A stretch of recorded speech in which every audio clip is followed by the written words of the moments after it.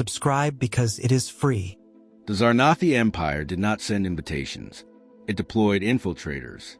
Galaxies bent before their logic and precision.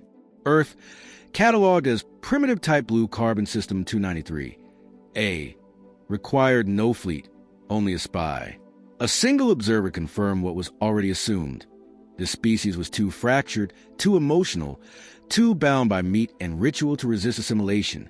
The spy selected was Unit Vel 9, freshly spawned, cold of mind, body sheathed in adaptive camouflage. Upon descent, it took on the form of a native human male in his late 20s, matched the median appeal parameters. Touchdown was in a flatland cluster known as Texas, where scattered biosignals indicated moderate tribal gatherings.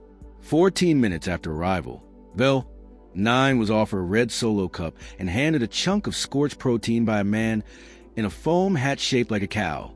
The agent attempted to decline, issuing a calibrated no, thank you, but the locals took this as invitation. Vel 9 was dragged toward a black and iron construct leaking heat and meat smoke. What you need is a real taste of brisket, my guy, the cow-hatted man said, thumping the spy's back with unnecessary force. None of that soy crap. This is a real deal. Vel 9 made the error of attempting ingestion. The flavor profile was irrational. Salt, smoke, a complex, ancient sweetness. Chemical sequences previously cataloged only in weaponized spice markets on Kefir for exploded in his palate. He swallowed. Someone screamed "Yeehaw!"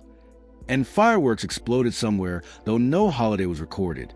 8 minutes later, he was participating in an activity known as cornhole, lobbing beanbags at wooden boards while someone called Uncle Billy explained the rules to what sounded like a combination of folk poetry and throat-bass shrieking. By sunset, Vel 9 was wearing sunglasses at night, dancing to something called Boot Scootin' Boogie and using contractions. Zarnathi Command received the first transmission at 2,200 Earth hours. Subjects possess high-energy social rituals involving music, combustion-based cuisine, and projectile challenges. Initial assessment, chaotic but disarming. Request update on parameters for cultural contamination thresholds. Also, what is Yeehaw exactly? The Council did not reply. They assumed the transmission was a data glitch. Vel 9 returned to orbit 3 days later. He refused debrief until someone explained what a tailgate was and why it required 15 types of meat. His accent had changed. He referred to his commanding officer as partner and began making requests. I need a flat vehicle with oversized wheels and unnecessary lighting. Also, something called a smoker. It involves hickory. When ordered into quarantine, he resisted, uttering something that sent linguistic AI into diagnostic seizure. Get or done. The Council quietly erased Vel 9's logs and classified the mission as inconclusive. They launched Unit Kel 3 next, outfitted with stronger mental shielding and a memory wipe inhibitor. This unit landed in a region known as California, targeting an urban matrix called Berkeley. Initial mission objective: observe ideological spread and groupthink. Day 1. Kel 3 observed what appeared to be a peaceful protest involving vegan burritos and polyamorous flag dancing. Day 2. Kel 3 was invited to a slam poetry event. Day 3. Kel 3 was on stage performing slam poetry. His first message home: everything is a system.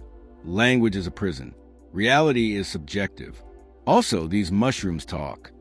When he returned, he wore tie-dye robes and demanded that Zarnathi Command deconstruct its own narrative. He started a group meditation circle in the shuttle bay and was eventually transferred to sanitation. The pattern was repeating. Unit Z-7 was sent to a mountain monastery in the Rockies. Z-7 sought to study Earth's concept of resilience and self-discipline. Instead, he fell in love with herbal tea and a monk named Linda. Z-7's logs described internal warmth, non-quantifiable satisfaction, and something called sunset vibes. Final entry: they do not conquer with war. They conquer with kindness. Also, I am learning to play the flute. After Z-7 disappeared into the fog, presumed self-exiled, the Zarnathi Council convened an emergency session. They studied Earth's digital broadcasts. They mapped social rituals, emotional expressions, and inexplicable customs involving cats and laser pointers. Nothing added up. These beings built nuclear weapons and used them to threaten each other, then produced songs about love so powerful they made hardened tacticians cry. Commander Grauzik watched a video titled Fail Compilation 2043 and erupted in a sound that could only be described as chortling. He self-reported and requested psychiatric review. Still, data was required. Another infiltrator was launched. Unit PEL 5, embedded in a corporate structure referred to as marketing. Surrounded by fluorescent light, cubicles, and passive-aggressive memos, PEL 5's mental defenses lasted 9 days. He sent one message before pulling his internal kill switch. Every day they meet to speak of synergy. No one knows what it means. They clap at PowerPoint slides. I cannot go on. The council hesitated. For operatives compromised, none returned with tactical advantage. Yet surveillance showed the species hadn't even noticed. The humans simply absorbed the anomalies, made them their own. Zarnathi linguists trace a meme, a symbolic unit of Earth humor, a method of cultural infection. One showed an animal wearing human clothes with the phrase, "I has cheeseburger." Another showed a man screaming, "This is fine," in a room on fire. They weren't just jokes. They were philosophical mechanisms of psychological warfare. One Zarnathi analyst suggested this was a defensive mimetic system, an evolved cultural armor that redirected aggression through absurdity. The theory was not disproven. Even more disturbing was the discovery that human entertainment required emotional suffering to function. They wept at fictional deaths, laughed at real injuries, rewatched ancient dramas purely to feel heartbreak again. This behavior had no precedent. Pain to them was not a deterrent. It was content. The council reviewed over 7,000 hours of human television. They concluded nothing. One operative tried to interpret a show called The Office and developed a facial tic. The decision was made: halt infiltration. The risks were too high. Zarnathi protocols were insufficient. Earth's culture was not linear, not logical, not bounded by purpose. It spiraled inward and outward at once, drawing even the strongest operatives into its ridiculous, chaotic gravity. But then came the anomaly. Vel 9 requested reactivation. The council denied him. He persisted. He cited Article 7 of the Observation Charter. He claimed he was cured. He wore boots now. "You don't understand," he said during his final appeal. "I've seen the void. It wears jorts and sings karaoke." Denied again, he went silent. A week later, the council received a package. Inside was a single item, a pair of mirrored sunglasses, and a note. "I ain't never coming back. Y'all take care now." Attached was a thumb drive containing his last video log. No one could agree on what disturbed them more: the fact that Vel 9 was dancing in front of a truck covered in chrome skull decals, or that he looked genuinely happy. And in the background, barely audible, the haunting chant of the humans. "Sweet Caroline, ba ba ba." Transmission ended. They tried to pivot. The council, now visibly strained and internally divided, restructured its strategy. The infiltration program was rebranded from invasive cultural surveillance to passive observational outreach, as if renaming it could stop the corruption. Instead of single agents, they would deploy clusters, each designed with specialty resistance modules, logic dampeners, empathy limiters, and exposure regulators. They called it Operation Mirror Path. It failed within a week. The first cluster, designated Echo Team, was deployed to observe the educational dynamics of Earth's intellectual elite. They selected a target location known as Cambridge, Massachusetts, home to ancient knowledge centers. The team's objective was simple: learn how humans trained their leaders. What they encountered instead was sarcasm. Unit HAR 1, Program for Linear Debate, accidentally enrolled in a philosophy class. 3 lectures in, he started using finger quotes unironically. 5 lectures later, he refused to answer anything with a direct statement. He simply said, "Define truth," and waited. His final transmission was time-stamped 3:17 a.m., sent from an underground cafe with free Wi-Fi. Message: they questioned everything, even themselves, especially themselves. I've taken up coffee. It tastes like despair and ambition. He attached a photo of a cappuccino with a heart drawn in the foam. He never returned. Unit Dal 4, assigned to economic surveillance, wandered into a cryptocurrency seminar. By the time the council contacted him, he had invested in something called Dogecoin and was trying to explain NFTs using interpretive dance. The transmission logs recovered post-extraction were unintelligible except for one note. Value is imaginary, but so is control. Dal, for now, runs an online channel called Fin and Z for You, followed by 1.3 million humans. Another operative, Klek 7, tried a different approach. His mission? Rural immersion. Avoid urban chaos. Observe humans in low-density regions where cultural signals might be weaker. He arrived in a region labeled Montana, disguised as a reclusive traveler. Within 48 hours, he had been gifted 3 dogs, 2 shotguns, and a hand-knitted sweater with his name on it. Spelled wrong, but with affection. The locals assumed he was just shy. One woman tried to set him up with her cousin. "I don't know where you're from, honey," she said, "but around here, if you can bait a hook and say thank you, you're already family."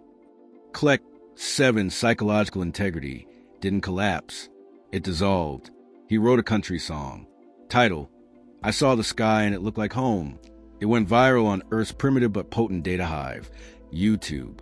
The council assigned a red alert to it, not for danger, for influence. No one had expected Klek 7 to achieve cultural penetration through melancholic melody and acoustic guitar. Now he tours. Another mission failed, but in a very catchy way. Then came the strangest case. Unit Euro 9, disguised as a customer service intern, he embedded himself inside what humans referred to as corporate America. He expected a soul-crushing environment, something slow, repetitive, hostile to innovation, easy to observe, no emotional risk. It broke him in 13 days. His logs began normal. Descriptions of office behavior, the ritual of coffee, the cubicle hierarchy.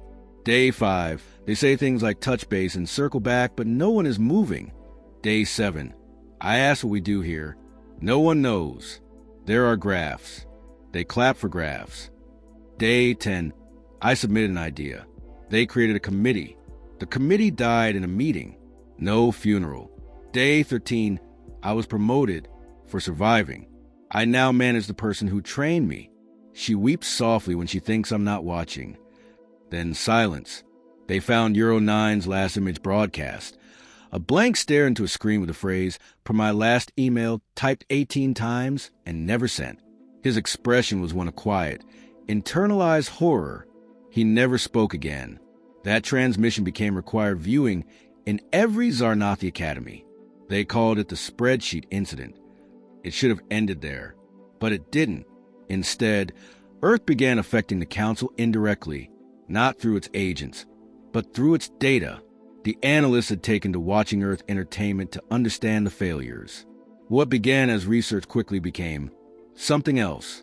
They watched comedy routines to understand human humor, but then they laughed. A genuine, involuntary muscular response. Then they watched more. Soon, Council Advisor Belgex memorized an entire catalog of Earth jokes. "What's orange and sound like a parrot?" he asked in the middle of a strategic summit. The room stared. He answered himself, "A carrot." No one spoke. But the next day, half the War Council was seen giggling at variations of the joke. One operative added banana to see if it would still confuse him. It did. The infection was not physical. It was behavioral, cultural, mimetic, a non-lethal weapon disguised as entertainment. They tried fighting back. They launched counterpropaganda, broadcasting rigid educational data back to Earth satellites. Humans turned it into remixes. One such remix, involving a stern Zarnathi stating, "This unit does not comprehend dancing," became a viral dance challenge. Millions of humans mimicked the phrase while twerking. The original speaker, Unit Graz, now hosts a late-night talk show. He claims to have defected for creative freedom and dental insurance. Earth hadn't even noticed it was under attack. And yet, every engagement was reversed. Not resisted, subverted, absorbed, The more the Zarnathi watched, the more unstable they became. Counselor Idrelex began baking. Chief strategist Nalvi became obsessed with the rules of baseball. He declared, "This game is either divinely inspired or completely broken. I cannot tell. I must know." The corruption had reached the upper ranks. And through all this, humanity remained unaware. The species danced on the edge of its own contradictions, violent, joyful, self-destructive, resilient. Their greatest minds debated climate policy, while their celebrities wrestled in oil for sport. They built machines to talk to stars, and used them to order tacos at 2 a.m. The most recent spy, Unitel 2, lasted only 6 hours. He attended something called a rave. His last message, "I have seen light. I have felt base. I am infinite." He never left. The council compiled the failures into a classified file labeled Earthfall Reports. It ran 987 pages. The final summary read, Species 293, it cannot be infiltrated. All attempts result in behavioral degradation, ideological contamination, or unexpected musical output. Earth's greatest offense is its refusal to follow consistent patterns of meaning. Further observation is inadvisable until containment protocols are invented. Current models suggest this will never occur. They paused. Someone suggested destruction, but another countered, "What if we destroy them and end up wanting to be them?" No one replied. Then a voice from the back, "They got something called karaoke." The room went silent. No vote was taken. They just moved on. It was not defeat they feared. It was transformation. What began as an arrogant campaign to evaluate and conquer had become a slow cultural hemorrhage, leaking discipline, composure, and purpose out of every level of Zarnathi command. The word Earth no longer triggered contempt. It now summoned caution, dread, sometimes even longing. The council reframed the project again. This time, they didn't call it infiltration or observation. They called it containment research. The working hypothesis. Earth was not a planet. It was a sentient trap, or possibly a test, or a weapon, or a failed experiment by a now extinct race of gods who had created a world so absurd, so dense with contradiction, that it naturally resisted control by destabilizing all logic around it. The term planetary anti-pattern syndrome was coined by analyst Drazvi, who had spent 2 weeks studying TikTok and now spoke only in cryptic aphorisms. He argued Earth did not operate under traditional laws of civilization. Its rules changed mid-game.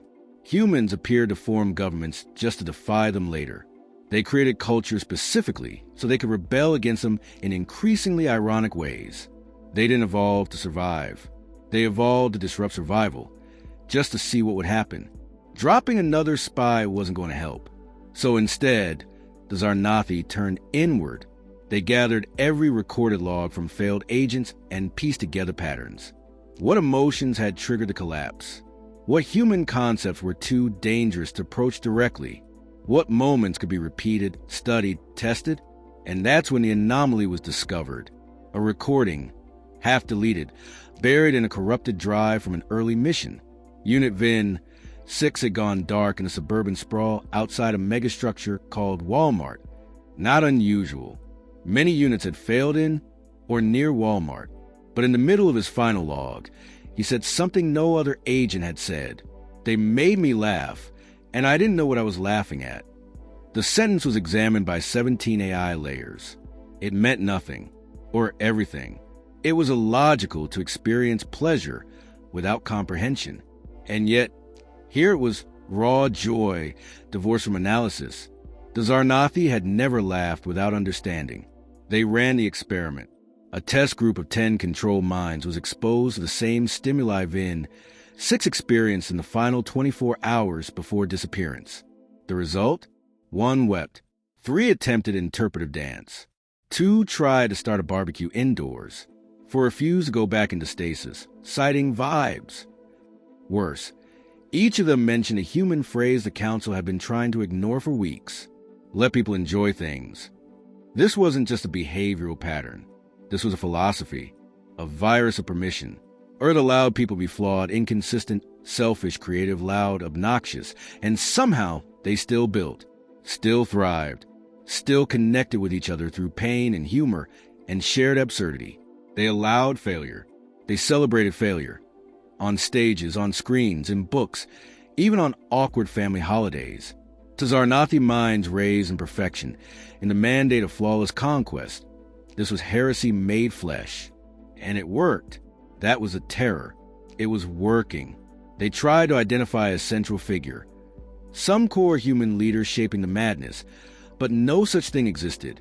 Earth had no unifying ideology.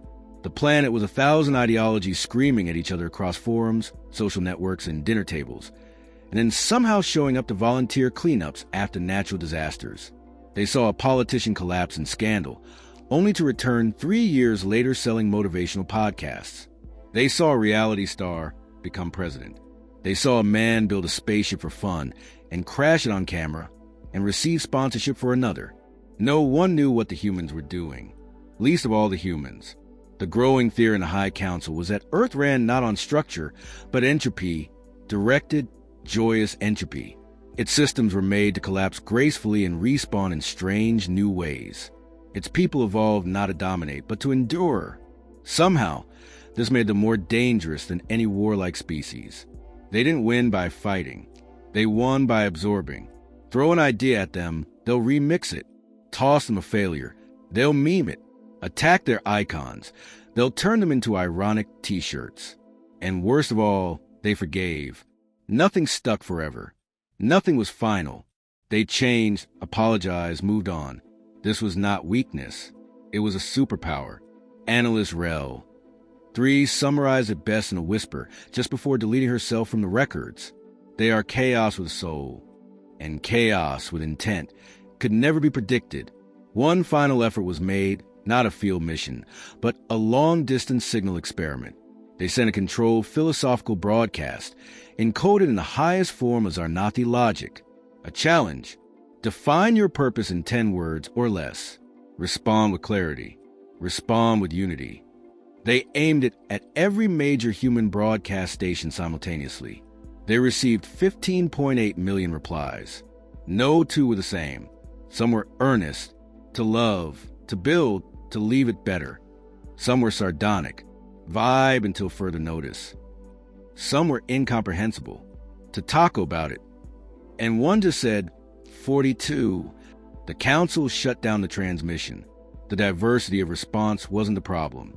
It was the laughter, not from the humans, from the analysts. Real, unfiltered laughter. Not all of them understood why, but they laughed. The decision came down hard.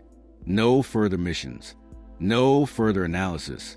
Earth is not to be engaged. Not out of fear, out of respect.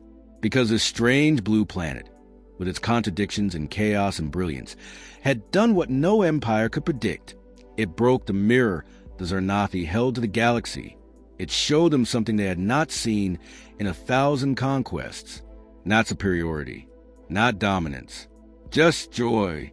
Messy, unpredictable, irrational joy. And the terrifying thought that maybe, just maybe, it was better. They sealed the Earthfall archives, burned the plans, reclassified the solar system.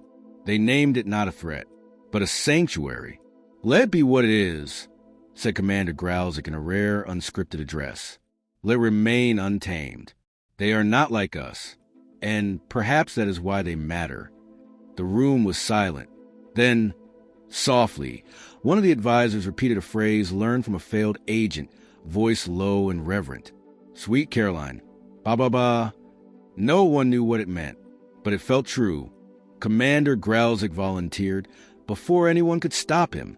No debate. No vote, no protocol. He stood in the center of the war dome, removed his ceremonial carapace, and said plainly, if Earth cannot be measured, then I will measure it. Myself. Someone muttered, you'll come back changed. Growlzik didn't blink. Then I'll come back honest. The shuttle departed in silence. The council did not send backup. It would have been pointless. He touched down in a sector called New York City, its architecture jagged and vertical, as if Earth had tried to punch the sky. The air was a mixture of carbon exhaust, roasted nuts, distant shouting, and ambition. He stepped out of his adaptive cloak, and into a sidewalk of strangers. In the first 90 seconds, he was bumped by a delivery bike, handed a flyer for an underground comedy show, offered a dirty water hot dog, and yelled at by a woman pushing 3 strollers and a Pomeranian in a diaper. None of it made sense. None of it stopped. Grauzik found temporary sanctuary in a small establishment labeled diner. He sat at a counter beside a man muttering at a crossword puzzle and a woman loudly discussing her breakup with someone named Travis, who doesn't even recycle. A server named Dolores poured him a cup of coffee without asking. She called him sweetie. He tasted the coffee. It was bitter, scalding, imperfect. It was perfect. Grauzik stared into it like a black hole. Somewhere, jazz played from a dusty speaker. Dolores returned. "You want a burger, honey? You look like a burger guy." He didn't answer. She brought one anyway. One bite in, he experienced a sudden, irreversible internal rearrangement. Beef, cheese, crunch, salt, warmth. Some kind of sauce engineered by chaotic gods. His brain buzzed. Something unlocked. He finished the entire plate and whispered to no one in particular, "Why is this so good?" The man beside him glanced up. "Because it's not trying to be anything else." That night, Grauzik followed a group of humans to a neon-lit alley. Inside, a bowling alley. He didn't know the rules. No one explained them. It didn't matter. A man named Reggie slapped him on the back and shouted, "You throw heavy thing. You hit the wood." Simple. Grauzik threw the ball. It veered into another lane, knocked down someone else's pins. The humans howled with laughter. Reggie yelled, "Gutter glory, baby." Grauzik laughed, too. Not because it made sense. Because it didn't. 48 hours passed. He stopped transmitting logs. 72 hours later, the council received a package. No message. No data stick. Just a pair of Crocs. And a Hawaiian shirt, folded respectfully. Then the final video arrived. It was not encrypted. It was not formal. It began with a shaky handheld shot of Grauzik, now in full human attire, standing beside a grill. Smoke rose behind him. He held a spatula like a holy relic. He smiled. He was smiling. "Hello, Council," he said. His voice had changed. Looser, slower, with an accent that drifted somewhere between Midwestern and untraceable comfort. "I've decided not to return." He gestured to a cooler beside him. "I've got ribs marinating and a buddy bringing corn. Tonight, we're going to sit on the roof and watch explosions in the sky. They call it fireworks. They're loud, useless, glorious." A neighbor shouted off camera, "You bringing potato salad, Greg?" Grauzik, Greg, apparently, turned and yelled back, "Hell yeah, and I added bacon this time." He turned back to the camera. "Anyway, I'm happy. I like it here. They've got this thing called doing nothing. I'm getting real good at it. I've been to jazz clubs. I've sung karaoke. Badly. And last night, I cried at a movie about a robot and a lonely kid." He paused. "Nothing here is efficient, but everything matters." Behind him, a dog barked. Someone shouted, "Greg, your burgers are burning." Greg chuckled. "Tell the High Council to stop trying. You can't measure this. You can't conquer it. You can only live it." He leaned close, eyes warm. "And if you ever change your minds, there's always room at the grill." He winked. "P.S. You're going to want to try mac and cheese." The video cut to black. There were no further messages. The council stared in silence. The room, normally humming with data and updates, felt still. Empty. Too large. No one spoke for 12 cycles. Then a single phrase, barely above a whisper, escaped from strategist Nalvi. "Greg." The name echoed like a fault line. In the weeks that followed, reports trickled in of mid-level officers requesting transfers to deep space, to accidentally orbit Earth. Encrypted traffic surged, full of search terms like human recipes, dad jokes, kitchen dance music, and how to small talk. Memes began circulating internally, unapproved, undocumented. One was just a picture of Greg grilling with the caption, "He left war for burgers." And we respect that. The council tried to bury the Earth case for good. They failed, because no matter how far they pushed it away, Earth wasn't just a planet anymore. It was an idea, a whisper rebellion, a stubborn kind of freedom that refused to be cataloged. And in some dark corner of space, aboard some cold ship full of rigid minds, a soldier would pause, close their eyes, and wonder, what if I just left? What if I found a diner? What if I found Greg? No declaration of war was ever made. No ceasefire needed. The Zarnathi simply stopped. The official report concluded with only one line. Every alien spy sent to Earth came back different, or didn't come back at all. Somewhere on a warm rooftop, under a string of dim lights, Greg flipped a burger, handed a cold drink to a man who used to be a destroyer of worlds, and asked the question all great philosophers eventually reached. You want mustard or ketchup, buddy? The man thought about conquest, then said, both.